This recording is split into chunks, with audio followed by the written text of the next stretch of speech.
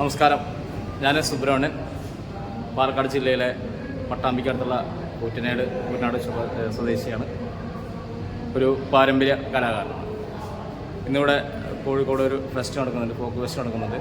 അതിൻ്റെ ഭാഗമായിട്ട് വള്ളുവനാട്ടിലെ പറയ സമുദായക്കാരുടെ അനുഷ്ഠാന കലാരൂപങ്ങളായ കരിങ്കാളിയുടെയും കൂത്തൻ്റെയും അല്ലെങ്കിൽ വട്ടമുടിയുടെയും ആഭരണങ്ങൾ പ്രദർശനത്തിന് വേണ്ടി എത്തിയതാണ്. ഇപ്പോൾ കരിങ്കാളിയെക്കുറിച്ച് പറയുകയാണെങ്കിൽ ഒരു അനുഷ്ഠാന ആചാരകലയാണ്. പറഞ്ഞു കേട്ടത് പണ്ട് കാലത്ത് വസൂരി നിലനിന്നിരുന്ന കാലത്ത് ഈ വസൂരിയെ ആവാഹിക്കാൻ വേണ്ടി ദേവിയുടെ പ്രതിരൂപം കെട്ടിയാടി എന്നാണ് പറഞ്ഞു കേട്ടിട്ടുള്ളത്. പിന്നീട് കാര്യസാധ്യത്തിനും വഴിപാടിനൊക്കെ ആയിട്ട് കരിങ്കാളി വഴിപാട് നേരുന്നു.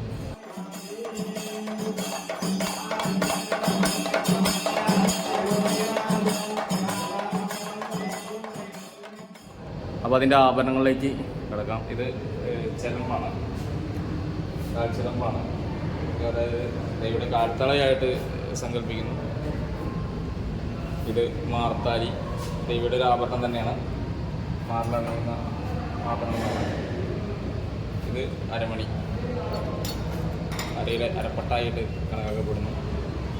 ഇത് മുലക്കൂട്ടം എന്നാണ് പറയുക, ആഭരണം തന്നെയാണ് ദൈവയുടെ. ഇത് മൂക്കൂട്ടം എന്ന് പറയുന്നു, ചില സ്ഥലങ്ങളിൽ എകറ് എന്ന് പറയും.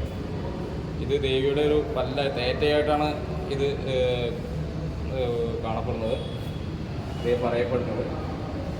ഇത് ചെവിക്കൂട്ടം, ഭഗവതിയുടെ ദേവിയുടെ ചെവിയാണ്. അത് പല രീതിയിലും ആൾക്കാർ ഇപ്പോൾ ഉണ്ടാക്കുന്നുണ്ട്. പക്ഷേ പണ്ടത്തെ ശൈലി ഇതാണ്, ഇങ്ങനെ മരത്തിൽ ഇങ്ങനെ പിച്ചർ കെട്ടിയിട്ടുള്ള ശൈലിയാണ്. ഇത് കൈത്താമരം എന്ന് പറയും. ഈ തോളിൽ വഞ്ചിയുടെ മുകളിൽ കിട്ടുന്ന ഒരു ആഭരണമാണ്. ഇത് തലശീല. സാധാരണ തലശീലയിൽ 31 കവടികളാണ്. ആ കവടികൾക്ക് ശാസ്ത്രങ്ങളുണ്ട്. 31 കവടികളാണ് സാധാരണ ഉണ്ടാവുക.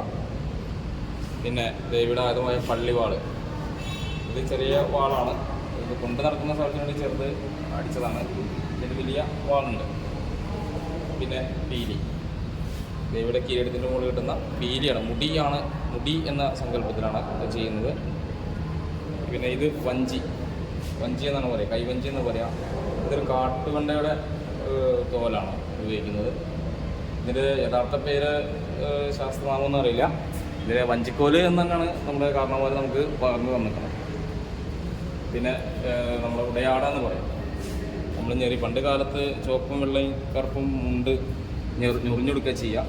ഇന്നിപ്പോൾ പറഞ്ഞ പോലെ അതൊരു ഞൊറിയായി അടിച്ചിട്ട് റെഡിമെയ്ഡാക്കിയിട്ട് വെച്ചിരിക്കുകയാണ്. ഇത് വഞ്ചിയുടെ ചെറുത് തോള് വഞ്ചി എന്ന് പറയും, തോളിൽ കെട്ടുന്നതാണ്. ഇവിടെ ഒരു ആഭരണം തന്നെയാണ്. പിന്നെ ഇതാണ് കരിങ്കാളി മുടി എന്ന് പറഞ്ഞു കഴിഞ്ഞാൽ ഇതിൽ നമ്മൾ ഇത്രയും വലുപ്പത്തിൽ കുരുത്തോലകൾ നറുക്ക് എന്ന് പറയും, നറുക്ക് വെട്ടിയിട്ട് നമ്മൾ ചെയ്യും. ഇത് സാധാരണ വെള്ളയും ചുവപ്പും കറുപ്പാണ് വരാറ്. ഇതിപ്പോൾ പുതിയ മുടിയായ കാരണം ജസ്റ്റ് ഒന്ന് പെയിൻ്റ് അടിച്ച് കൊടുത്തിട്ടേ ഉള്ളൂ. പിന്നെ ഇത് വട്ടമുടി എന്നാണ് ഇതിൻ്റെ പേര്. പക്ഷേ മുടിയുടെ പേര് ഈ വേഷത്തിന് ദേശവ്യത്യാസം അനുസരിച്ചിട്ട് പല പേരുകളുണ്ട്. ഓരോ ദേശത്തിനും ഓരോ പേരുകളാണ് ഉള്ളത്. ഇത്തരം സാധനങ്ങൾ പ്രദർശനത്തിന് വേണ്ടിയിട്ട്, ഇവിടെ കാണികൾക്ക് വേണ്ടിയിട്ട് പ്രദർശിപ്പിക്കുന്നതിന് വേണ്ടിയിട്ടാണ് ഞാൻ വന്നത്. വളരെ നന്ദി. ഞാൻ നേരത്തെ പറഞ്ഞു, ഒരു പാരമ്പര്യ കലാകാരനാണ്. ഗുരുകാരണവന്മാർ കൊണ്ടു നടന്നിരുന്ന ഈ ആചാരങ്ങൾ, ഇത്തരം ആചാരങ്ങൾ കൊണ്ടു നടക്കുന്ന ഒരാളാണ്. അതുകൊണ്ട് തന്നെ ക്ഷേത്രങ്ങളിലേക്കുള്ള ആഘോഷങ്ങളിലും മറ്റ് വഴിപാടുമായിട്ടും ഇത്തരം വേഷങ്ങൾ പാരമ്പര്യമായിട്ട് കെട്ടിയാടുന്ന ഒരാളാണ്. വരും തലമുറയ്ക്ക് പകർന്നു കൊടുക്കുന്ന ഒരാളാണ്. അതോടൊപ്പം തന്നെ ഇപ്പോൾ ഒരു ഉപജീവനത്തിൻ്റെ മാർഗമായി അല്ലെങ്കിൽ ഒരു പ്രചാരണത്തിൻ്റെ ഭാഗമായിട്ട് ഇത് പൊതുവേദികളിൽ, റോഡ് ഷോകളിൽ അല്ലെങ്കിൽ സ്റ്റേജിലൊക്കെ, നാടൻപാട്ട് ഇടങ്ങളിലൊക്കെ കെട്ടിയാടുന്ന ഒരാളാണ്. അപ്പോൾ അതിന് കുറേ പ്രശ്നങ്ങൾ വെച്ച് കഴിഞ്ഞാൽ ഇത്തരത്തിലുള്ള ആചാരങ്ങൾ ചെയ്യുന്നതിനെതിരെ ഒരുപാട് പ്രതിഷേധം ഉണ്ടായിരുന്നു.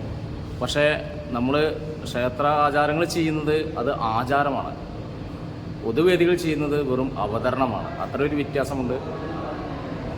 അതോടൊപ്പം തന്നെ ഇത്തരം വേഷങ്ങൾ കെട്ടിയാടുന്ന കരിങ്കാളികൾ ഇന്ന് എല്ലാവിധ വള്ളുവനാട്ടിലെ എല്ലാവിധ ക്ഷേത്രങ്ങളിലും ഉണ്ടെങ്കിലും കരിങ്കാളിക്ക് പ്രധാനം മലപ്പുറം ജില്ലയിലെ ചങ്കരംകുളത്തുള്ള കണ്ണയങ്കാവ് എന്ന് പറയുന്ന ഭഗവതി ക്ഷേത്രത്തിലാണ്. അവിടെ കരിങ്കാളിയുടെ പ്രതിഷ്ഠ എന്ന് തന്നെയാണ് പറയപ്പെടുന്നത്.